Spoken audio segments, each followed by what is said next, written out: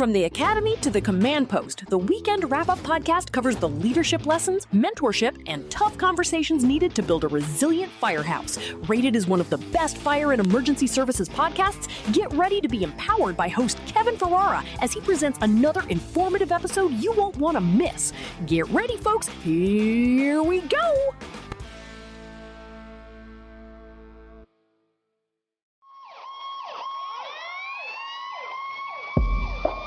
Welcome, everybody. You're listening to AFSO 21's Weekend Wrap-Up podcast. Here is your host, Kevin Ferrara. Welcome, everyone, to another episode of the Weekend Wrap-Up podcast. I'm your host, Kevin Ferrara. Folks, this is the place where we pull back the curtain on the administrative and technical shifts that are fundamentally reshaping the fire service.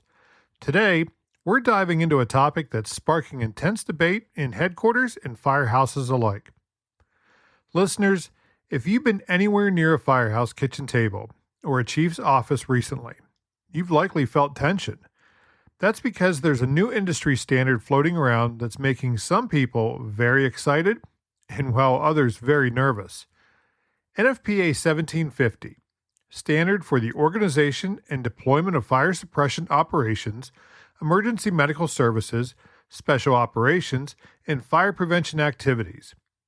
Folks, this isn't just another update or a minor clerical change.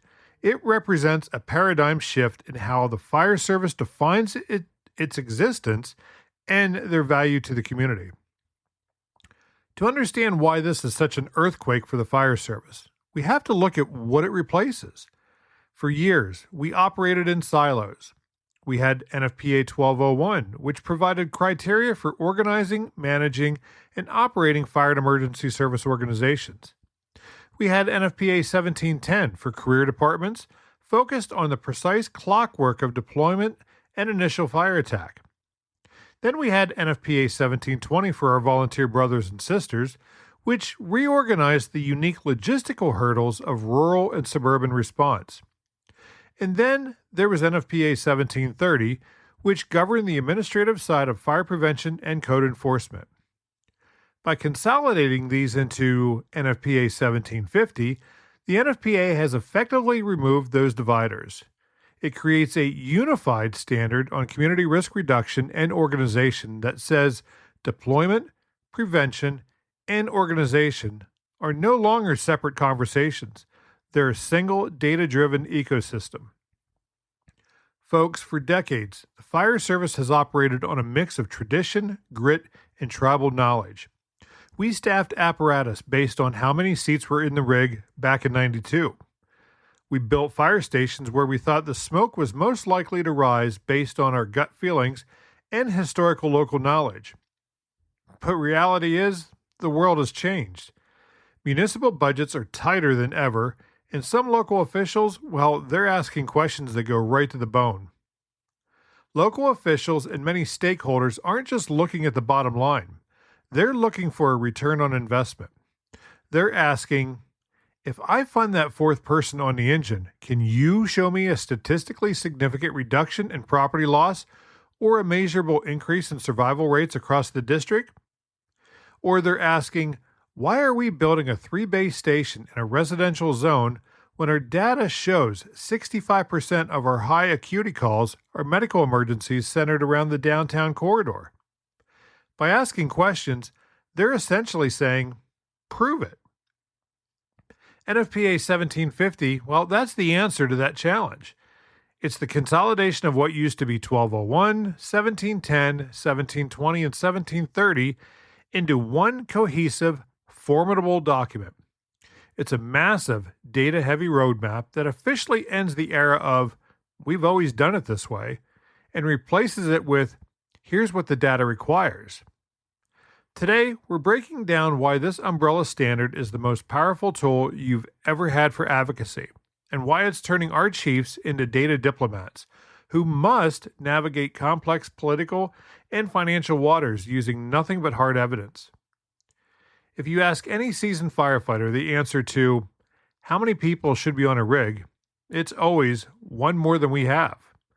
And while we know that's true for safety and workload, the folks holding the checkbook, they don't always see it.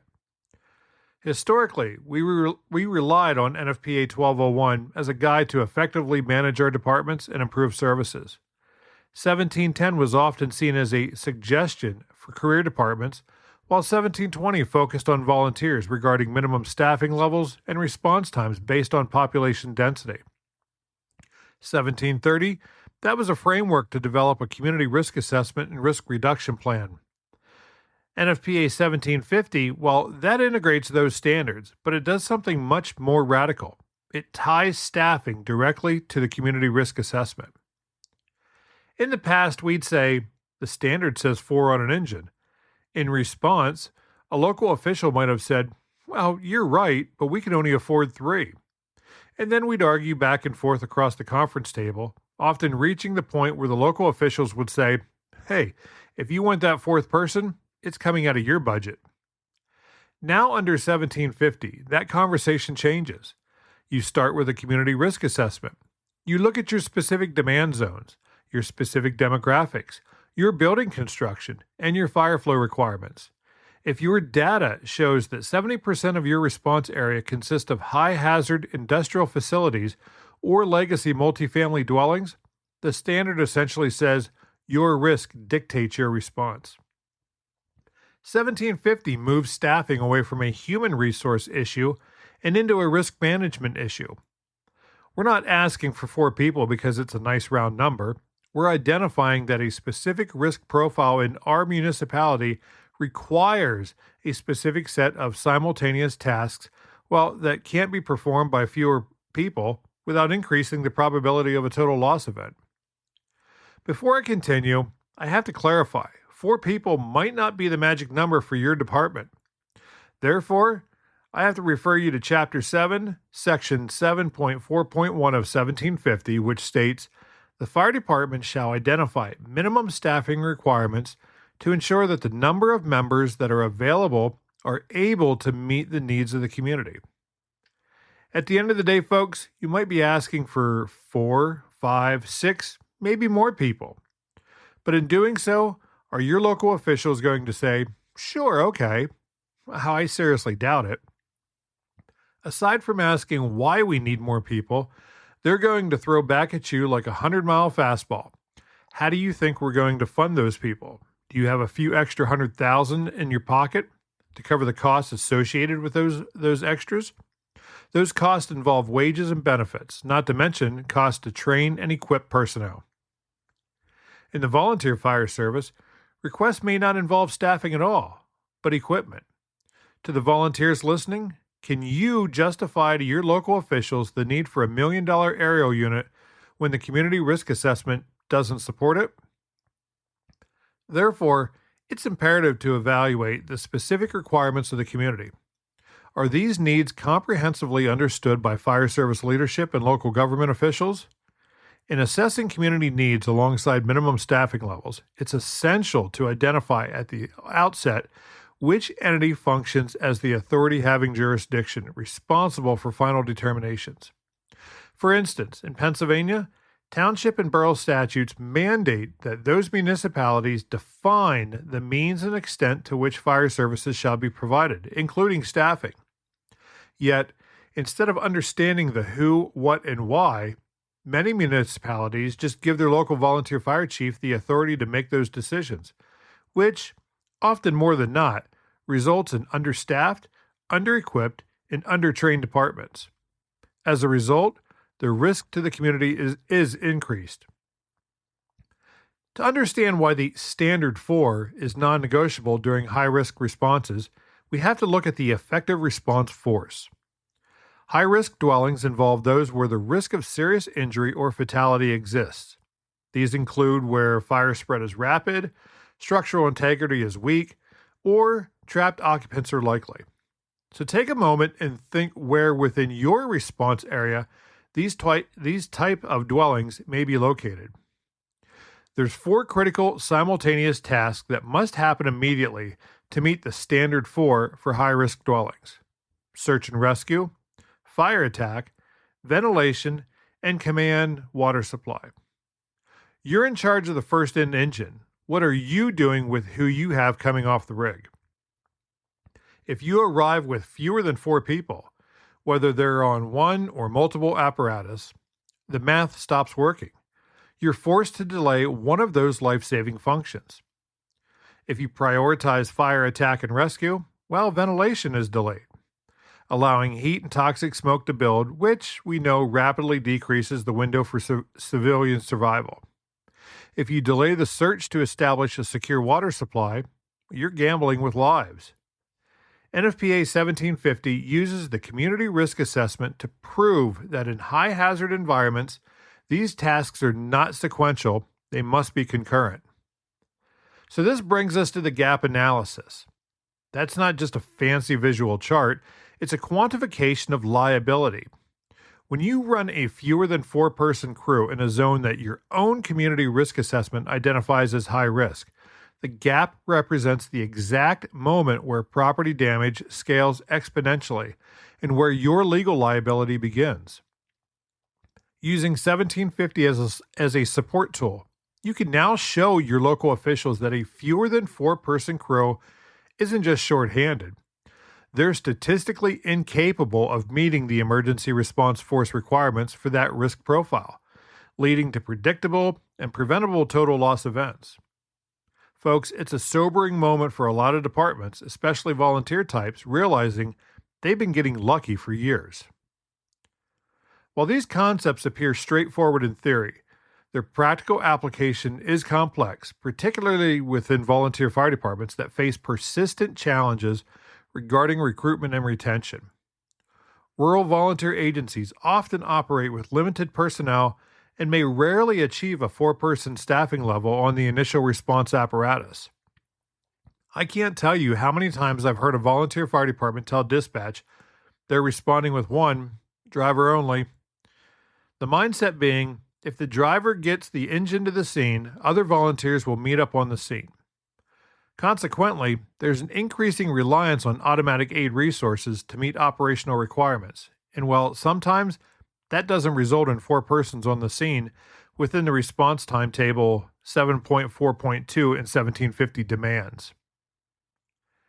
Due to the inherent risks and a significant potential for legal liability, numerous municipalities are currently evaluating the consolidation of volunteer fire departments or initiating transitions towards career or combination staff models.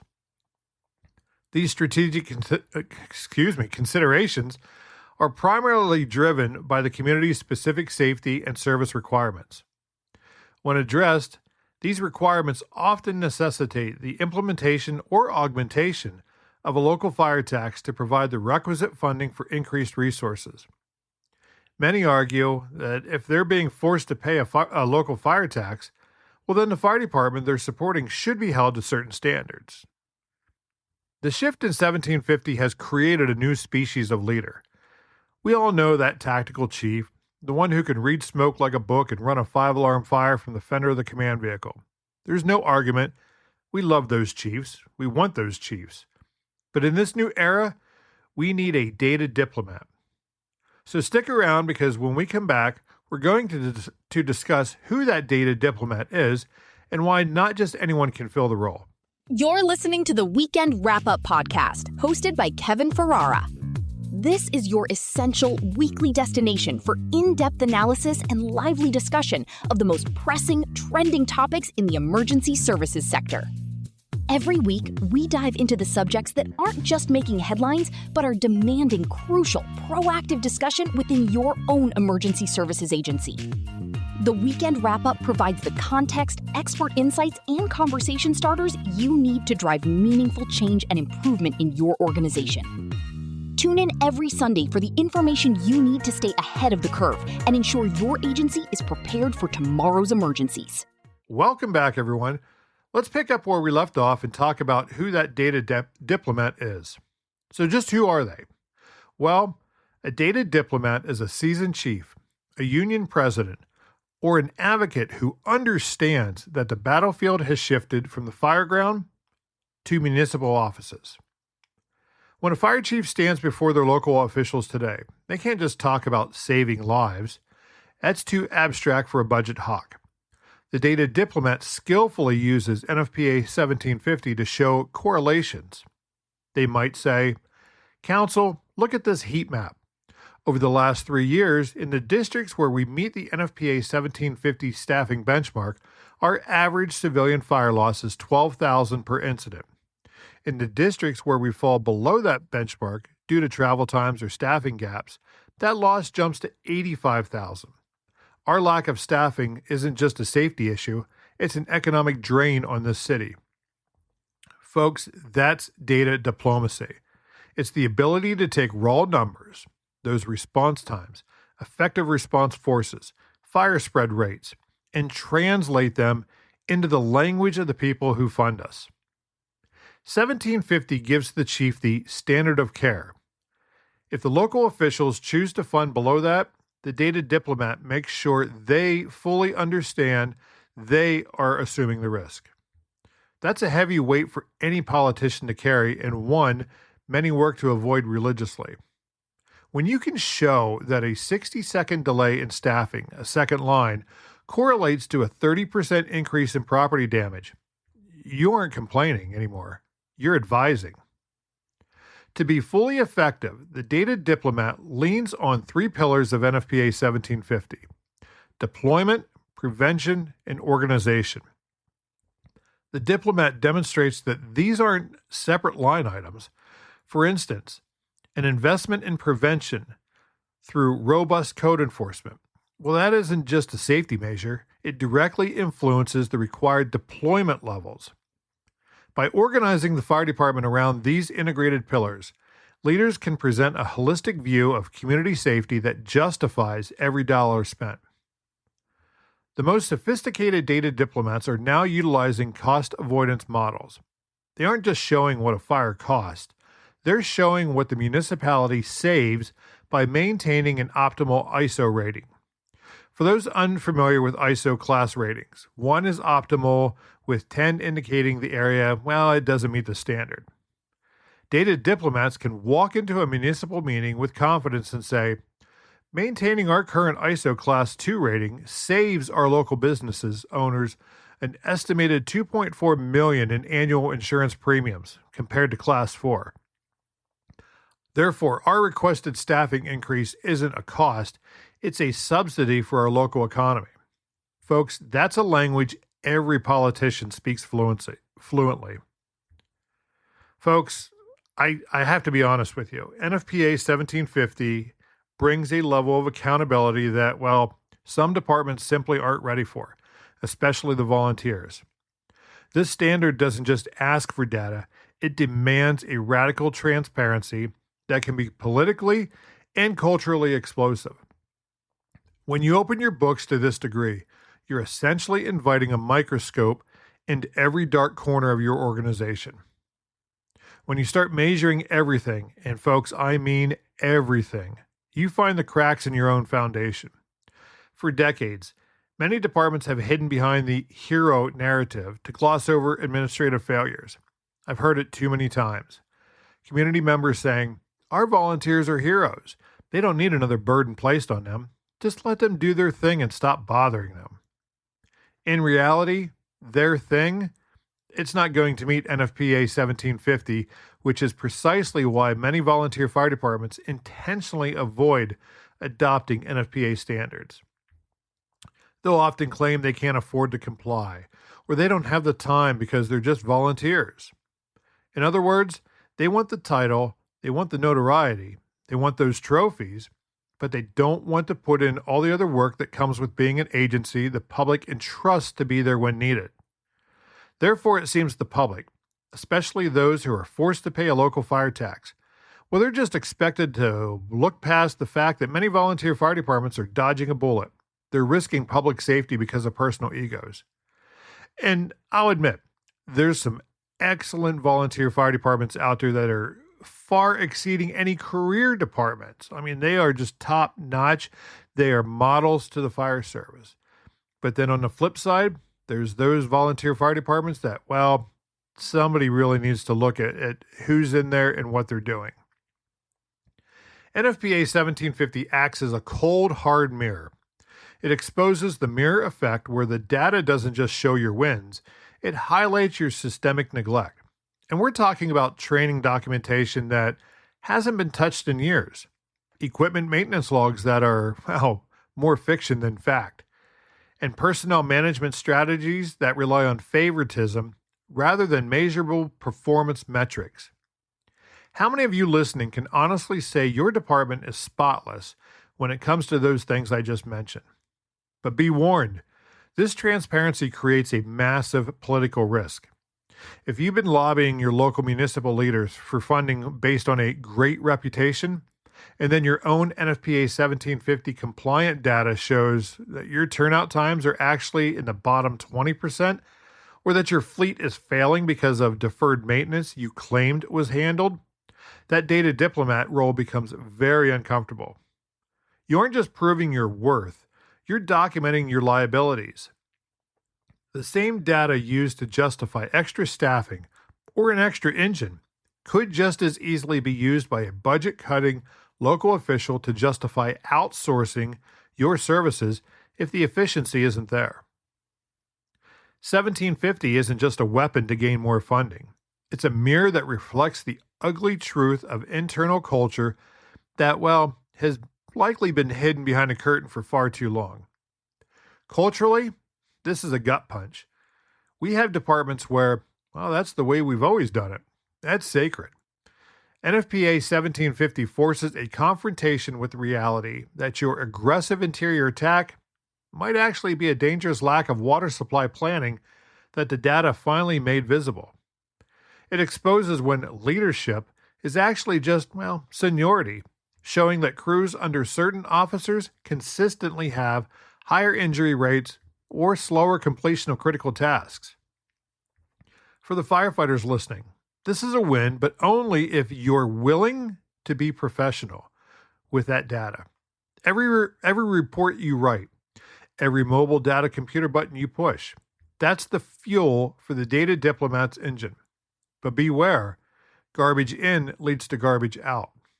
If the data shows you're spending 4 hours on a public service call that should take really 20 minutes, the data will be used to reshape your day, I guarantee it. You have to be prepared for the accountability to flow both ways. Folks, it's a double-edged sword. It protects your safety with facts, but it also hacks away at the complacency and administrative voodoo that's likely protected underperforming departments for far too long. Throughout my tenure of over 37 years within the fire service, I've personally observed data reporting that, well, lacks consistency, and in some instances, it's entirely absent. In career departments, the administrative process for data entry, it's typically well integrated. Officers in charge, such as lieutenants or assistant chiefs, they generally input incident details shortly after returning from a call. Conversely, volunteer fire departments often face challenges in completing these reports promptly. And the quality of the information provided, it can be insufficient, sometimes consisting of only a brief narrative. It's important to note, though, that the new National Emergency Response Information System, or NERIS, mandates the submission of high-quality data for all departments to inform decision-making at local, state, and federal levels. For volunteer organizations that depend on external funding, accurate data is critical for securing grants necessary for operational sustainability and the acquisition of life-saving equipment. So as we wrap up today, I want you to think about your department's gap analysis. If you haven't seen it, ask about it. But don't be surprised to learn your department may not even have one. Folks, we're moving into an era where the fire service is becoming the fire and risk management service. Sure, it sounds corporate, I know. It doesn't have the same ring as smoke eaters. But if we want to survive the next 20 years of municipal budget cuts and changing building technologies, we have to embrace this from all levels, especially from the top. Folks, this is going to be a hard pill to swallow, but NFPA 1750 is your friend. It's your evidence. It's the bridge between the high-stress reality of the 2 a.m. house fire and the sterile, air-conditioned reality of a municipal budget hearing. To the chiefs and officers listening, It's time for you to put on your diplomat hat. To the firefighters, please don't be difficult. Give your leadership the good, clean data they need to fight for you. And everyone else, remember that at the end of every spreadsheet is a person in your community who expects us to show up when we said we would, with the people and equipment we need to get the job done in a timely and safe manner. So with that, I challenge each and every one of you to embrace NFPA 1750 and use it as an effective tool to make your organization more effective and your community safer. So thanks for joining me here on the Weekend Wrap-Up. If this episode helped you make sense of the NFPA 1750 madness, share it with those in your department, and especially share it with your local officials.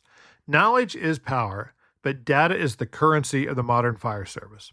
So until next time, stay safe, watch your six, and keep the rubber side down. Thanks for listening. To follow Kevin and the Weekend Wrap-Up podcast from whatever platform you're listening from, open the podcast description and then click the Support the Show link, or go to www.afso21podcast.buzzsprout.com.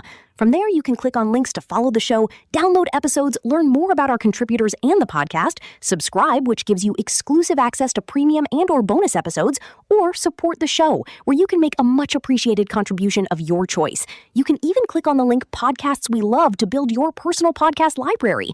We here at the Weekend Wrap-Up podcast appreciate you and look forward to bringing you more episodes that support the work you're doing in fire and emergency services. Remember, click the Support the Show link or head over to our website at www.afso21podcast.buzzsprout.com. Stay safe.